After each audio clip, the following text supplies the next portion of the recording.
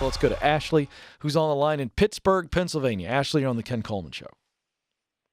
Hi, thanks for having me. I'm happy to. How can I help today? Well, my biggest issue is pretty much time management. I feel like that's something a lot of people can relate to. Mm-hmm. I do work full-time. I love my full-time job. I am a virtual health coach. I don't want to give that up right now. But I'm also an author. I have had 3 published books. I freelance for several websites, and I am working on finishing my 4th book. Wow. The problem is I don't foresee myself getting to the level of success as an author that I want to get to, because I'm having trouble finishing that book and kind of getting the ball rolling for the next part of my career, because of, working full time, but also some medical problems and health struggles that I deal with. Mm-hmm. So, time management's just been really tough, and I'm getting frustrated because I feel like I have the talent and the ambition, but not necessarily always the time or the patience. Right. Do you have any advice? Well, it depends here. I'm not quite sure where you're saying you want to go. I mean, if all things were easy and you could snap your fingers and get exactly what you want, would you stay as the virtual health coach and then write books, or would you eventually say, I love being the virtual health coach, but I'd rather just write about it? Yeah, so my ultimate goal is New York Times best-selling author. I would probably, quit the full-time health coaching job and focus on helping people through my writing. Yeah. Okay. Well, so but right now I'm very happy with my job. And that's a great place. So the issue is you've already managed to crank out 3 books. How many have those been self-published or published by somebody else? 2 of them were self-published, and one is through like a boutique hybrid publisher. Okay. None of them have been mainstream traditional, and that's my next goal. Right.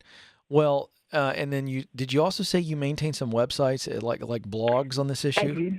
How many? I do. I maintain 2 websites, and I also freelance for a medical news website. Yeah, I don't think you have a time management problem. I think you're just doing too much. I think you're the reverse. I get what you're saying.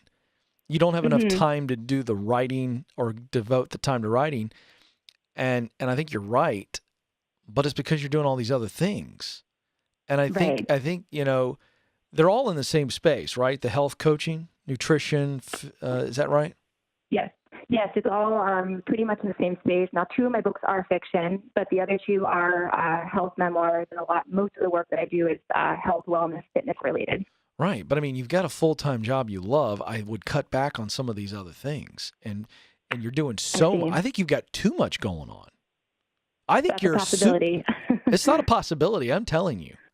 Ashley, you don't have a time management problem. You are doing too much. Right. Time management problem is somebody who just they can't be responsible. They can't focus on the right things.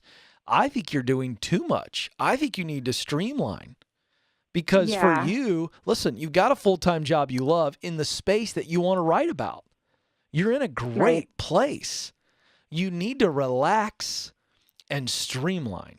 What I mean by relax, I think you're trying so hard, you know what you want to do, and you've got so many irons in the fire, and I think you just need to streamline your efforts.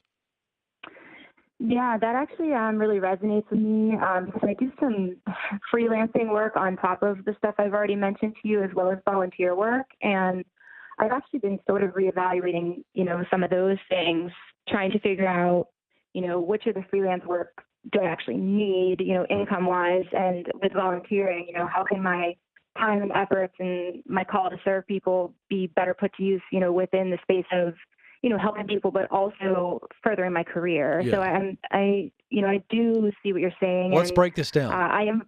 Let's break it down. Okay. Sure. Let's break it down. Let's get detailed. Of the of the writing projects that you're doing, which one pays because do you need the extra money? Well, I did for a while, but since I began working my new full-time job, I really don't need it as much. Okay, so here's the thing. So if we were going to cut back down to one writing gig on a health blog, which one would it be? Just name it for me. You don't have to describe it. Just tell me what it is. The medical news website that I work with. All right. So, and that's because A, you really like that, and B, it also potentially sets you up for further opportunities to write. Okay. That's correct. So I would cut back everything else to that. Do you have a husband and kids? I have a husband and no kids, but 3 dogs and 2 cats. Yeah. Well, they're okay. So I just think that the volunteering needs to be even pared back a little bit, just for a season of. I want you to volunteer. I'm not saying stop. What I'm saying is you need to get really focused over the next, I think, 6-8 weeks, and reset your rhythm. To say, all right, I've got a great full-time job. I've got a good outside writing gig that puts me in the space I want to be in. I want to spend 6 to 8 weeks slowing down a little bit, just enough to say, all right, this is the path forward for me. So I want to keep writing, but I actually love that you're writing on this one blog, and I would put a lot of my effort into that and really challenging yourself there. And take this latest book that you're trying to finish, and instead of self-publishing it, why don't you try to go some traditional routes, or even a non-traditional publisher, but it's still someone else publishing it? Or look at that book and go, what if I gave that book away in pieces instead of trying to sell it? What if I gave it away so that I could build an email list or build a tribe out there? Is there a podcast that you could start contributing to? I just think for you, in order to write that kind of content, I think you need to start hanging out with, whether virtually, meaning from a distance, by observation and consumption, people who are the leading voices in your space. I think you're a go-getter. I think you've got probably some good content. I think you've got the ability to write. I think you're wearing yourself out, as opposed to, who are the leading voices in my space, and how do I consume them and connect with them? What are they doing that's working? How could I possibly put myself in proximity to them to where maybe I am a contributor to something they're doing? And all of a sudden, you're doing what proximity does for you, which is allows you to learn, it allows you to do, and it allows you to connect. That's all you're missing right now. Somebody going, hey, have you met Ashley? She's really good. She's been doing this a while on her own. Found her. She's a diamond in the rough. I think that's your 100% focus, is the proximity principle.